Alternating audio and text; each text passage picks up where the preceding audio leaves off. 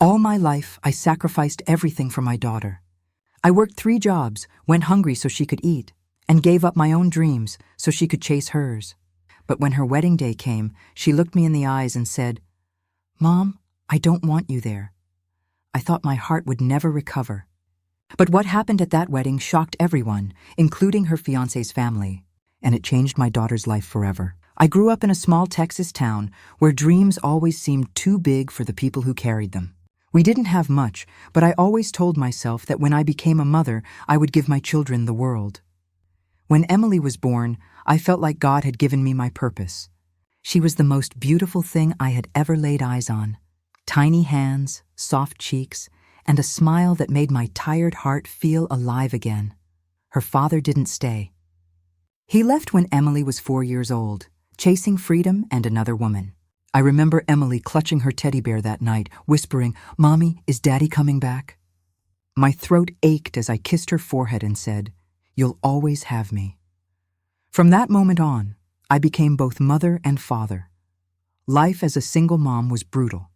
I worked mornings in a diner, afternoons cleaning offices, and nights in a factory. My body screamed for rest, but my heart never faltered. Emily was worth it. I still remember her little voice saying, "Mommy, are you tired?" As I came home at dawn, I'd smile, brush her hair back, and whisper, "Mommy's strong. I can handle anything for you." Every penny I made went to Emily. I skipped meals so she could eat, patched up my shoes instead of buying new ones, and gave up on dating or chasing my own dreams. One Christmas, Emily wanted a dollhouse from the store window. It cost more than my week's wages. I couldn't afford it, but I refused to let her down. I found scraps of wood behind a construction site, borrowed tools, and spent 3 nights secretly building it by hand.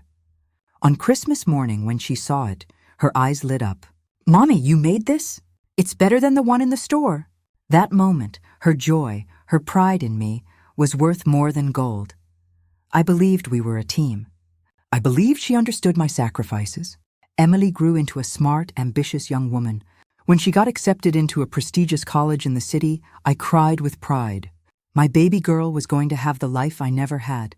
But as she moved away, the distance between us grew, not just in miles, but in heart. At first, she called every day, then every week, then once a month, and soon silence. Whenever I visited, she seemed embarrassed. She'd rush me out before her friends came over, making excuses. I noticed how she avoided introducing me, but I ignored the sting. I told myself, she's just busy. She's building her future. I kept working, kept saving, kept believing in her. Then one morning, the call came. "Mom," Emily said with excitement, "I'm getting married." My heart soared. Finally, my little girl was starting her new chapter. I laughed, cried, and asked, "Tell me everything. When do I meet him?" But Emily hesitated. Her voice dropped. "Mom, I don't think you should come to the wedding." The words hit like thunder. "Why not?" I whispered, my chest tightening. She paused, then said, "His family is wealthy, Mom. They're very proper, very high class. I don't want them to judge you, judge me." That word cut deeper than a knife. I asked softly, "Emily, are you ashamed of me?" Her silence was my answer. That night, I sat in my small apartment surrounded by the things that told our story. Emily's childhood drawings on the fridge, the photo of her holding the dollhouse, the calloused hands that had built her world. And now, she didn't want me there. I cried until my pillow was soaked. But then something inside me hardened. No, I won't disappear. I am her mother.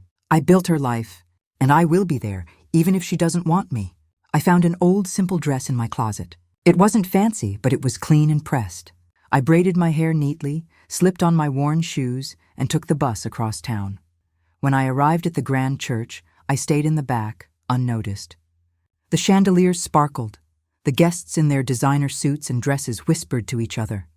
And then I saw her, my Emily, in a white gown, radiant and breathtaking.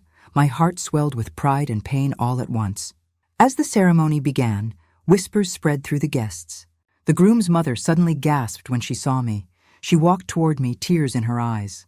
For a moment, I thought she would scold me, but instead she grabbed my hands and said, "It's you." Confused, I asked, "Do I know you?" She smiled through tears. "Years ago, when I was struggling, Cleaning houses, a woman helped me. She shared her food with me, gave me money for the bus, and told me to never give up. That woman was you. The room fell silent. The groom's parents turned to Emily and said, "This woman is not shame. She is honor. She is strength. If you are lucky enough to call her your mother, you should be proud." Gasps filled the hall. Emily's face flushed with shame as tears welled in her eyes. The ceremony paused. Emily dropped to her knees before me, clutching my hands. "Mom, I'm so sorry. I was wrong. I was ashamed of the very person who gave me everything. Please forgive me." I held her close, sobbing. "I never needed your perfection, Emily. I only ever needed your love." The crowd clapped.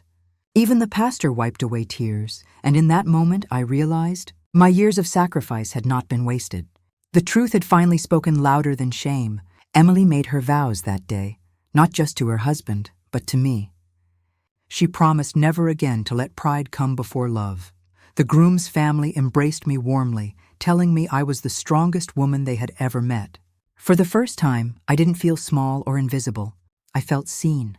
And as I watched my daughter walk down the aisle, holding her husband's hand, she turned back to me with eyes full of gratitude and whispered, "Mom, thank you for never giving up on me." So, if you're listening to this story, remember, a mother's love is not something to be hidden, polished, or judged. It is raw, it is scarred, and it is powerful. And sometimes, it takes the world seeing it before a daughter finally understands.